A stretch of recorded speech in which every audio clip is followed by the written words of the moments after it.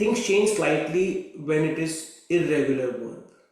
So in Hindi, typically we are dealing with karna, dena, lena, and pina. Okay, so you have karna, which is to do, dena, it's to give, lena, to take, and pina is to drink. In JDG, when he was bringing it up, karna, it's basically an irregular verb. So the base term for all of this, as you can tell, it's karna is kar, dena is de, lena is le, pina is pi.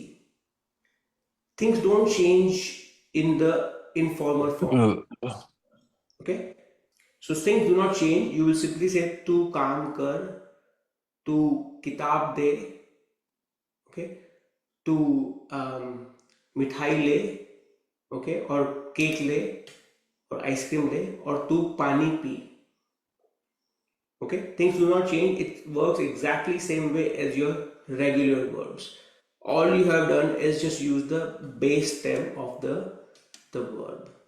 Okay, same thing, it's, you take the tum, you still have the o at the end basically. Okay, karo, it changes slightly here. You see that, like dena becomes, you put o into that. So, but it's not two separate, two letter, it's simply do. Okay, so it's karo, do, lo, and po. So you see there's a slight shift in these one, irregular one. Okay, because it's, it will bother you because all of a sudden there is a key here, even though it's ea and iega, but like you're no longer dealing with the base term of the karna. You're not dealing with just ka, right? So that's the slight change you should, and it's not too many regular verbs, so it's not like you have to memorize a lot of them.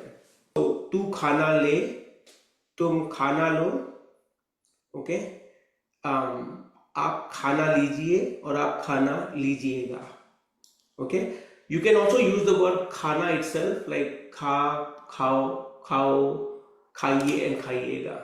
Okay, but khana is to take food, right? I mean, so that's what she's using it as. So wonderful.